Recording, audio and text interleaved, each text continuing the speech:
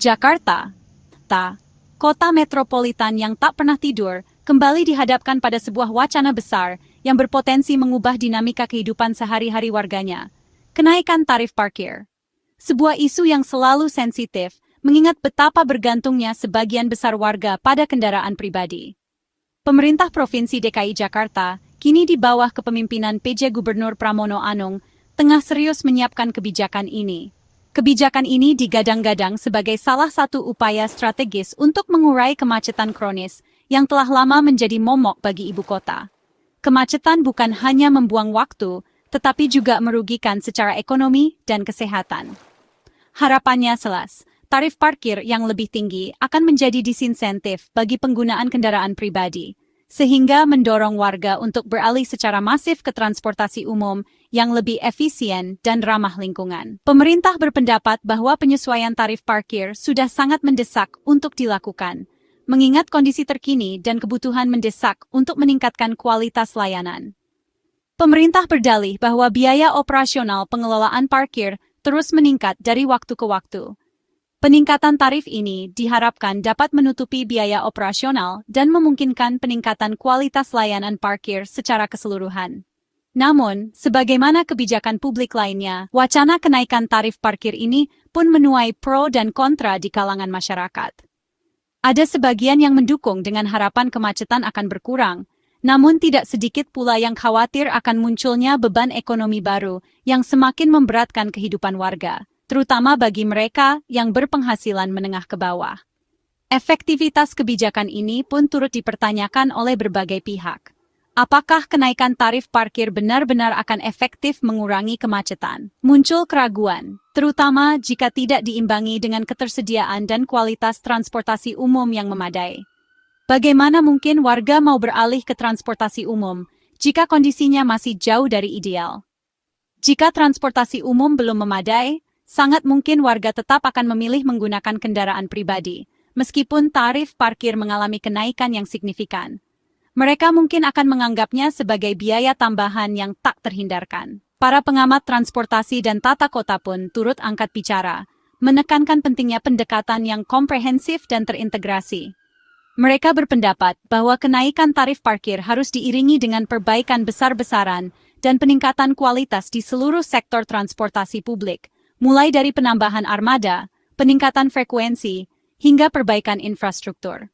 Jika tidak, kebijakan ini dikhawatirkan hanya akan menambah beban finansial bagi warga tanpa memberikan solusi nyata terhadap masalah kemacetan yang semakin kompleks.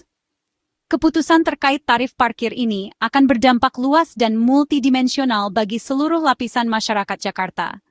Dampaknya tidak hanya terbatas pada kantong warga yang harus mengeluarkan biaya lebih untuk parkir, tetapi juga akan memengaruhi wajah transportasi Jakarta di masa depan, serta citra kota secara keseluruhan. Ini bukan sekadar soal angka tarif yang tertera di papan pengumuman, tetapi tentang prinsip keadilan, keberpihakan pada kepentingan publik, dan visi untuk mewujudkan kota yang lebih manusiawi, inklusif, dan berkelanjutan.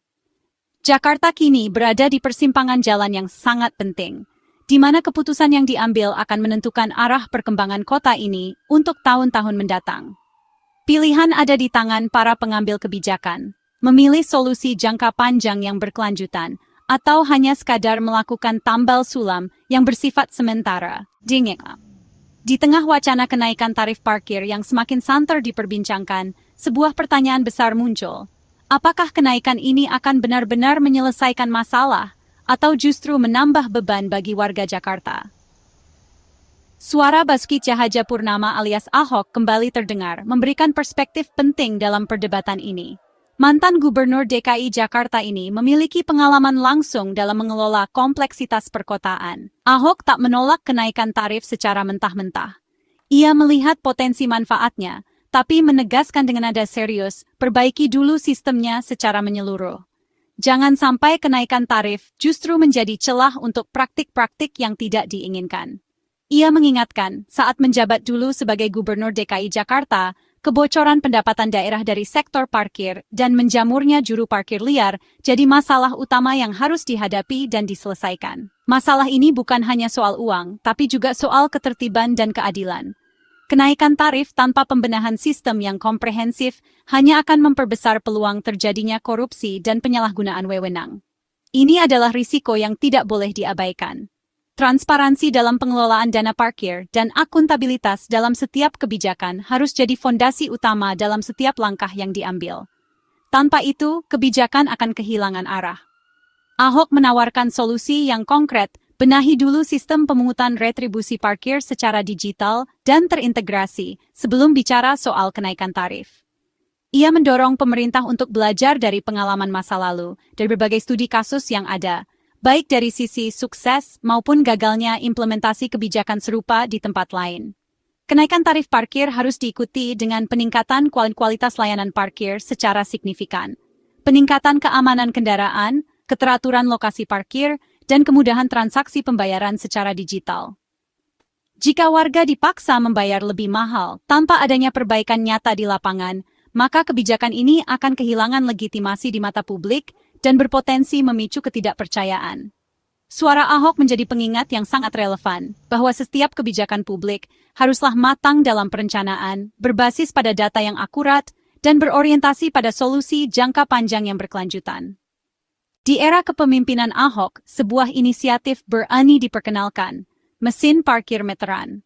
Ini adalah bagian dari upaya modernisasi kota Jakarta, sebuah langkah maju menuju sistem yang lebih efisien dan transparan.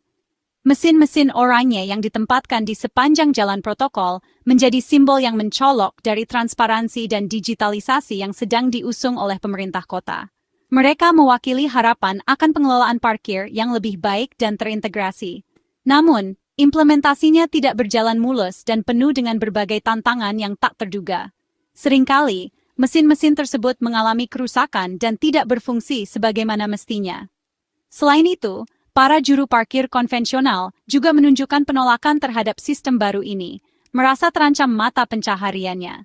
Dan yang tak kalah penting, sebagian besar warga Jakarta pada saat itu belum terbiasa dengan sistem pembayaran non-tunai, yang menjadi basis utama pengoperasian mesin parkir ini.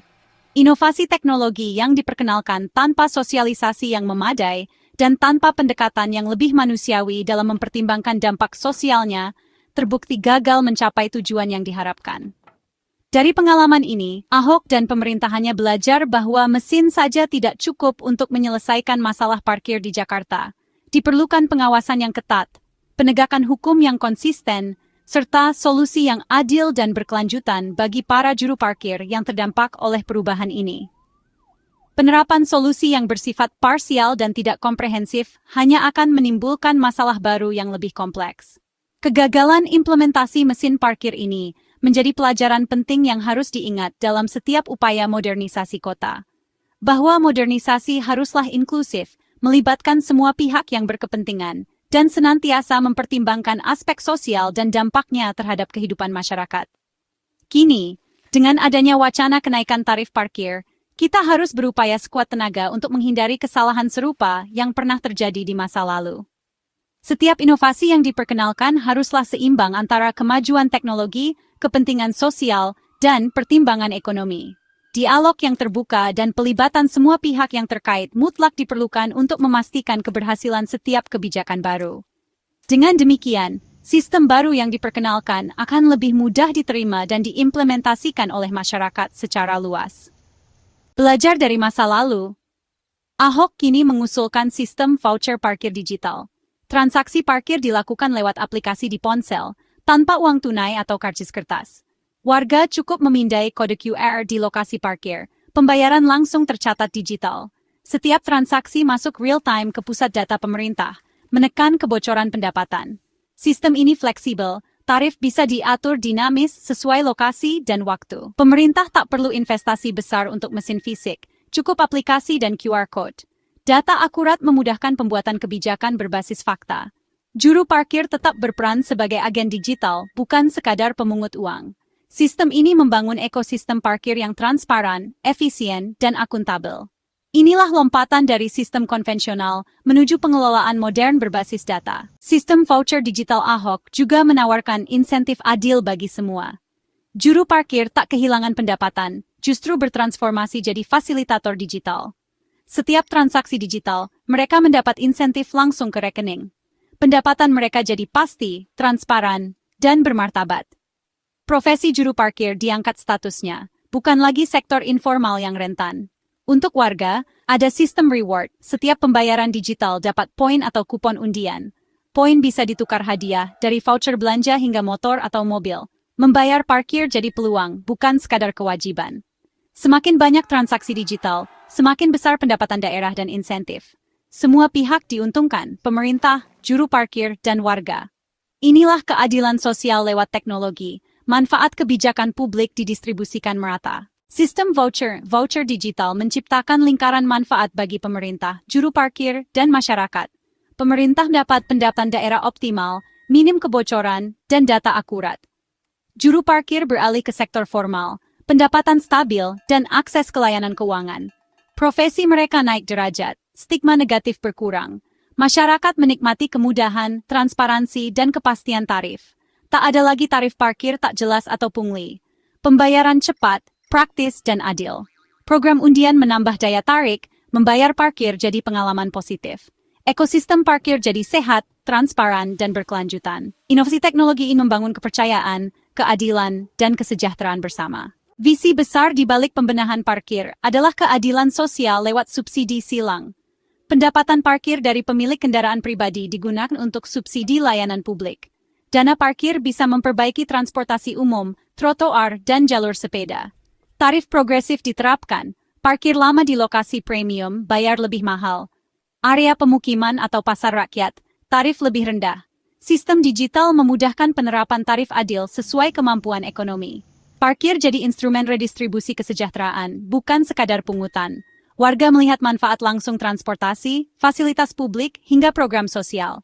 Kenaikan tarif parkir, jika transparan dan adil, jadi partisipasi kolektif membangun kota. Transparansi adalah kunci utama pengelolaan parkir yang baik. Tanpa transparansi, kebijakan apapun rawan disalahgunakan. Sistem digital memungkinkan setiap transaksi tercatat dan diaudit. Pemerintah bisa mempublikasikan laporan pendapatan parkir secara terbuka. Warga tahu kemana uang parkir mereka dialokasikan. Juru parkir mendapat kepastian bagian, tanpa setoran abu-abu. Tarif jelas, tak ada biaya siluman. Konflik di lapangan berkurang, karena suasana lebih tertib. Pengelolaan digital bukan sekadar adopsi teknologi, tapi perubahan budaya birokrasi. Ketika transparansi jadi budaya, kebijakan parkir lebih mudah diterima publik. Setiap kebijakan berdampak luas harus didahului kajian mendalam dan partisipatif. Pemerintah DKI harus pastikan solusi yang diambil benar-benar terbaik, bukan sekadar memindahkan masalah. Libatkan ahli, pelajari pengalaman masa lalu, dan dengarkan suara warga. Sistem voucher digital perlu dikaji serius, apakah feasible, bagaimana implementasinya, dan mitigasi risikonya. Dialog publik penting agar kebijakan tak terasa dipaksakan. Palu kebijakan harus didasarkan data, analisis tajam, dan nurani keadilan. Kenaikan tarif parkir harus jadi bagian solusi utuh, bukan langkah tunggal. Pastikan pendapatan kembali ke publik dan setiap warga diperlakukan adil. Inilah tantangan dan harapan bagi Jakarta ke depan.